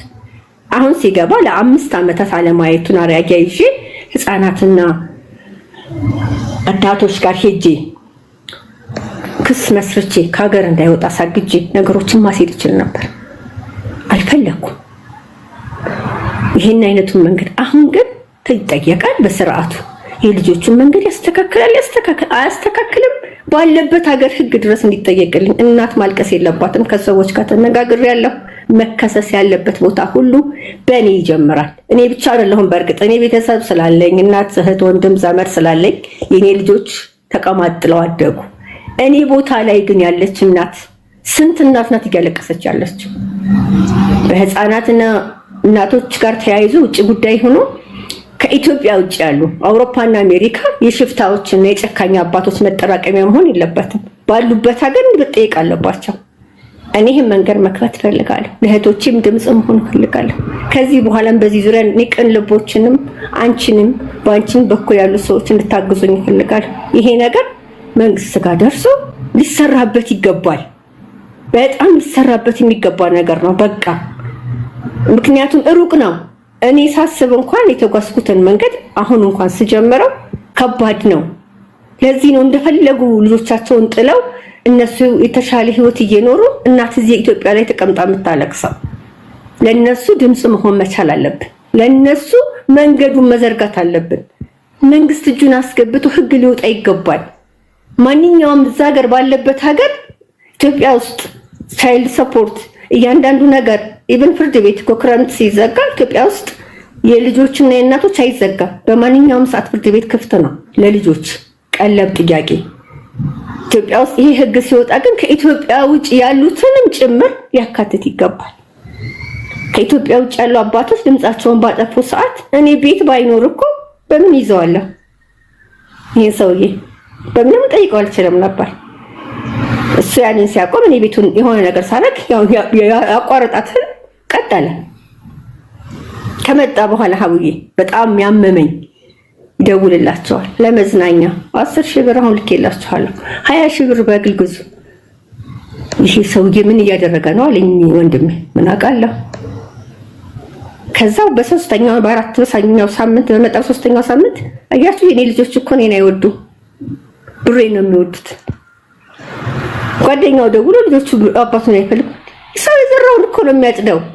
ተዝናኑ እያለ ላከላቸው። አግኝቷቸው አያውቅም። አንድ ቀን ያገኛቸው ከአሜሪካ ሲመጣ አንድ ጫማ መናገረው ትልቅ ሻንጣ፣ አንድ ጫማ፣ ሁለት ሱሪ ከአሜሪካ ይዞላቸው የመጣ አንድ አባት ከ5 ዓመት በኋላ ለልጆቹ አንድ ጫማ፣ ሁለት ሱሪ፣ ትንሹ ጭራሽ አልሆነውም ቲሸርቶች። ከዛ ራሱን አሳፈረው። ልጆቼ ግን አባታቸውን ማግኘት ነው ያስደሰታቸው። ያመጣውን እንኳን አልቆጠሩት፣ ቦታም አልሰጡት። ወተን ሾፒንግ እናደርጋለን አገኛቸዋለሁ እሺ ምናምን አላቸው። ባባ መቼ ነው የምንገናኘው? ባባ መቼ ነው የምንገናኘው? የለም አንድ ቀን ያገኛቸው አልተገናኙም። ስቲል ኢትዮጵያ ነው ያለው። ስቲል አልተገናኙም። ስልክ ሲደውሉለት በጓደኞቹ ቀጥታ አባታቸው ጋር መደወል አይችሉም። የሆነ ካሳሁን የሚባል ልጅ አለ። ለሱ ይደወልና አባቴን አገናኘኝ ይባላል። እሱ ፈቃደኛ ከሆነ ያገናኛቸዋል። አልተመቸኝም ካለ ያገኙት። ሜሴጅ ጻፉና አባቴ ጋር ስትሆኑ ሂዱና አጋቆይ እሱ ጋር ሲሆን ደውልላችኋለሁ ይባላል። አክስቲቱ ጋር ስትደውል ሲፈልግ ታነሳለች፣ ሲፈልግ አታነሳ። እኔ እዚህ ውስጥ ገብቼ መናገርም እንዲህም ማለት አልፈልግም። ለምን እነዚህ ልጆች ውስጥ የሚቀመጥ እያንዳንዱ ነገር ዛሬ 18 አለ፣ ነገ 25 አለ። 25 ዓመት ሲሞላው ቡቡን ያሳለፍኳትን ግፍና ያሳለፍኳትን ነገር በሙሉ ራሱ መልስ ይሰጥበታል። ያን ብዬ ስለማስብ ግን ጤነኛ ከሆነ ነው። ልጄን በሽተኛ ካደረጉብኝ ግን እስከ መጨረሻው ልጄን አጣዋለሁ። አሁን ልጄን እንዳላጣው መከፈል የሚገባው ዋጋ ሁሉ ከፈልልኝ እያልኩ ነው ያለሁት። እዚህ የሚያመጣኝ ዋናው ይሄ ነው። ወንድምየው ቢጫ ይሰራል፣ አብርሃም አቻሜ ይባላል። እህቲቱ ጀሞ ነው የምትኖረው፣ ፍሬ ህይወት አቻሜ ትባላለች። እሱ እስክንድር አቻሜ ይባላል፣ ኮምቦልቻ ኗሪ ነው። አሁን በሲያትል ነው ዜግነቱንም አድርጎ አሜሪካ በዛሬ 5 ዓመት ዜግነቱን የቀየረው አሜሪካ ነው ያለው። አሁን ኢትዮጵያ መጥቷል። ስለዚህ አሜሪካ ለ11 ዓመት ሲቀመጥ ኢትዮጵያ ውስጥ አንዲት ኮንዶሚኒየም በስሙ የለው። ለ11 ዓመታት ግን ሰርቷል። አሁን ለአመታት ያችን ቤት አድሷል። ልጆቼ አንድ ነገር እኔ በሆን አንድ ነገር እሱ ቢሆን ሜዳ ላይ ነው የሚቀሩት። ምንም ጋራንቲ የላቸው። ምንም በዚህ በኩል እንዲህ አደርግላቸዋለሁ ብሎ የሚለው የለም። በአሁን በዚህ አመት ትምህርት ቤት ሁለቱንም አስገብቻለሁ። አልሐምዱሊላህ ያቋረጠውም ልጄ ትምህርቱን ቀጥሏል። ትምህርቱን ጀምሯል። ግን ሞራላቸው በጣም ወድቋል። ወይ ሀገር ውስጥ ባይኖር ላለሁ አለ ብለው ስለሚያስቡ ቤቢ ያልኩት አንድ ቀን እኮ እኔ ጋር አሁን ማየትን ማም ስለማይፈልግ ነው። ትምህርት ቤት ስትወጣ ዲቦራ ነው የሚማረውና በር ላይ ሊያገኝህ ይችላል አልኩት። ማማ ወላሂ እኔም አንዳንድ ቀን እኮ በር ከግቢ ማብራት ሄደ። ሶሪ ያው ቪዲዮ አጥፍቼ መቀጠል ይችላል። አዎ ችግር የለውም። ቪዲዮ አጥፍተሽ መቀጠል ትችያለሽ መብራቱ ስለሄደ። ጀሚላዬ እኔ ግን የገረመኝ ነገር ልጆች ማለት ነው ላይክ አይቷቸው ማያቅ ጊዜ ሰጥቷቸው ማያቅ አባት እንዴት እንደዚህ ሊፈልጉት ቻሉ? ማለት ልጆች የሚፈልጉት ብዙ ጊዜ የለመዱትን ነው። አብሯቸው የኖረ ፍቅር የሰጣቸው የተላፋ አብሯቸው የበላ የጠጣል ማለት ጊዜ ሰጥቷቸው ማያቅን አባት ይሄን ያህል ለምን ፈለጉት? ለምን ጓጉለት? ያ ልክ ነሽ። ይሄ የኔ ስህተት ይመስለኛል፣ አስተዳደግ ችግር ይመስለኛል። እኔ ምን እላቸዋለሁ፣ እኛ 3 ነን፣ አባታችሁ ብቻውን ነው። የሆነ ቀን ላይ መጥቶ እንደሚፈልጋችሁ ደግሞ እርግጠኛ ሁኑ። አባትን ዝምድናን የቆረጠ ካላህ ረህመት ይቆረጥበታል። ምንም ቢያደርግ የወለደ ነው። የሆነ ቀን ግን ሁሉ ነገር ይገባውና ይፈልጋችኋል ነው የምላቸው። ጥላቻውን ሳይሆን የአባታቸውን እሱ ስራ ሲሰራ ውሎ መቶ ቤት ጠርጎ ልብስ አጥቦ ምግብ ሰርቶ ነው ራሱ። እኛ ሰራተኛ አዘን ወተን ገብተን ስንመጣ ቤት ተስተካክሎልን ነው የምናገኘውና ይሄ ሰውዬ ያሳዝናል እኮ። እስኪ አስቡት በዚህ እድሜው እንደዚህ ሆኖ እየኖረ ነው የምላቸው ሁሌም። ሲቀጥል እንደገና ደግሞ አባታችሁን ከካዳችሁ ወይም ደግሞ በቁጡ ነገር ከተናገራችሁ እኔ ባለጌ ልጅ ስላላሳደግኩኝ የኔ ልጅ እንደዚህ ካደረጋችሁ አፏ ልላችሁ እምላቸዋለሁ። እና ለአባታቸው ልዩ ፍቅር አላቸው ሁለቱም። አሁንም ከትምህርት ቤት ሲወጣ እንግዲህ አስቢ እኔም እኮ ትንንሽ ሲሆኑ ላይክ 7 ዓመት 9 ዓመት 10 ዓመት 11 ምናምን ሲሆኑ በጣም ይጓጓሉ አግኝተው ምን አይነት አባት እንዳላቸው ለማወቅ።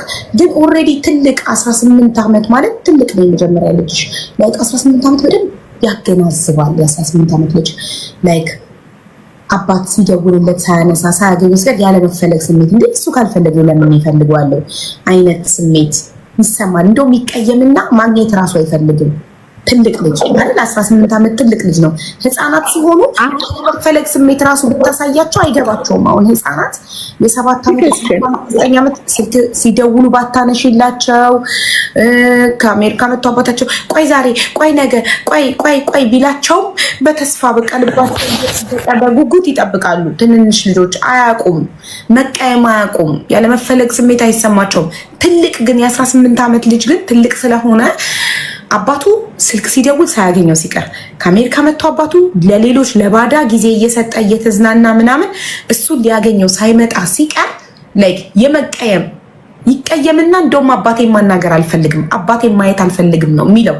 እኔም እንደምረዳው እስካሁንም እንዳየሁት በብዙ ሰዎች አልፈልግም ነው የሚለው። ተቀይሞ ውስጡ ተቀይሞ ለምን ሊያገኘኝ አልፈለገም? ለምን ለኔ ጊዜ አልሰጠኝም? ለምን አላሳደገኝም? እሺ አያሳድገኝ ችግር የለውም ግን ቢያንስ ደውልለት ለምን አያናገረኝም? ለምን ከአሜሪካ ኢትዮጵያ ሲመጣ ለምን ሊያገኘኝ አይፈልግም ብሎ ያኮርፋል፣ ይቀየማል። እንደውም ሊያናግረው አይፈልግም እንጂ እንዴት እንደዚህ በጣም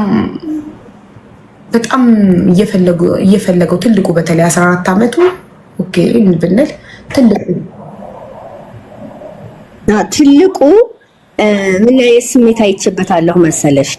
እህትና ወንድሙ ቀምተውኛል አባቴን፣ ከነሱ አባቴን ወደ ራሴ ማስመለስ አለብኝ የሚል ስሜት ነው ያለው። በቃ አባቴ እኔ ጋር ሆኖ ሌሎች ልጆች አሉት እንዴ? የለውም። አባቴን ቀምጥ እህትና ወንድሙን ነው የምልሽ እያሳደገ የእህቱ ልጅ ጋር ይገናኝ ነበር። ለእህቱ ልጆች የሚያደርገውን እያንዳንዱን ነገር አባቱ ያያል። የእህቱ ልጆች ጋር እና ለእህቱ ልጆች እንዳባት ነው። የእህቱ ልጅ አሁን ቮይስ ልክልሻለሁ እንደመጣ ወዲያው አግኝተዋለች። እሷን አግኝተሃል አባቴ፣ እኔን ግን እስካሁን አላገኘኸኝም። ምንድነው ችግር አለ? እናንተ የማታውቁት ችግር አለ እያልክ እኛን ለምን ታደርገናለህ? በተደጋጋሚ ቮይሶችን እልክልሻለሁ፣ ትልቁ ያደረገውን ማለት ነው። መቼ ነው የምታገኘን? መታሃል እኮ አባቴ ለምን አታገኘንም እያለ በተደጋጋሚ ሲጠይቀው የነበረው። እኔ ህፃን እያሉ እንደነገርኩሽ ብዙ የሞላው እስከ 13 እስከ 14። አሁን ላይ ግን እኔን የሚሰሙበት እድሜ አይደለም፣ ራሳቸውን ነው የሚሰሙት። ስለዚህ የተወሰነችም አሁን ከኔ ገንጥሎ እያደረገ ምን እያለ የሆነ የቅብጠት ነገር አሳይቶታል ለትልቁ እና አሁን መልሶ ያችን ማግኘት የአባትነት ፍቅሩ ብቻ አይደለም ጥቅሙንም ሊፈልግ ይችላል እኮ ገብቶሻል። ይሄ ልጅ የአባቴን ነገር እኔ መጠቀም አለብኝ ብሎ ሊያስብ ይችላል። እኔ በዚህ ደረጃ ልጄን መለካት አልፈልግም፣ ግን እፈራዋለሁ። አንዳንዴ ወደ ጭካኔ የሚወስደው እርምጃ የሚሆነው ነገር ቀጣዩ ከባድ ነው። በአጠቃላይ እኔ የሚታየኝ ከባድ ነገር ነው። ወይ መጀመሪያ በጥላቻ ሞልቻቸው ሁለተኛ አባቴ የለንም ብለው እንዲያስቡ ባረጋቸው ትዝ አይሉ በቃ ይረሱት ነበረ። በልጅነታቸው ግን ያ ነገር እንዲፈጠር አልተደረገም። እንዳነገርኩሽ ደግሞ መጀመሪያ ላይ ብቅ ጥልቅ የሚለው ነገር አለ። ድንገት መጥቶ ያናገራቸዋል፣ ከዛ ይጠፋል፣ ደግሞ ይመጣል። ከአመታት በኋላ ደግሞ ለ5 ዓመት እስከ 5 ዓመት እንደዛ ነበር። 5 ዓመታት ግን በስልክ በጭራሽ አላገኛቸውም። ቡቡ በተስፋ የሚጠብቀው ነበረ። እናቱን አይደለም ሁሉንም ክዶ ሄደ። በቃ እሱን ተከትሎ ማለት ነው። ግን ጥፋት ውስጥ ተገኘ። ያው እንደነገርኩሽ ቢመለስም በብር ደረጃ ጠይቁትን አድርጉ ይላል። አሁን ምን አመጣባቸው? ብር ሲጠይቁት እናንተ ብሎ የሚመልስላቸው መልስ፣ ስለኔ የሚናገራቸው ንግግር፣ ትምህርታቸውን እንኳን በስርዓት መማርና የትምህርት ቤት ክፍያ መክፈል አይደለም፣ አይምሯቸው ነፃ ሆኖ እንዲማሩ ማድረግ ነው ልጆችን። ትምህርት ቤት ለስሙ ሄዳሉ፣ ልቤን አሞኛል ነው የሚሉት። የሆነ ቦታ ሄዳሉ፣ እንደዚህ ሆኛለሁ። ሁሌ የሚያወሩልኝ ነገር በሙሉ ህመምን ነው። ይሄ ማለት ውስጣቸው ደስተኛ አይደለም ማለት ነው። ሀቡዬ እያንዳንዱ ነገር እንትን ይላል። እያንዳንዱ ነገር ማን ቡቡና በቃ ላይቭ ላይ ነኝ። ቅርታ ሀቡዬ እና ይሄ ሁሉ ነገር ችዬ ማለፌ ነው ዛሬ ላይ እንደዚህ አይነት ነገር እንዲፈጠር መጥቼ በአደባባይ እንድናገር ያደረገኝ።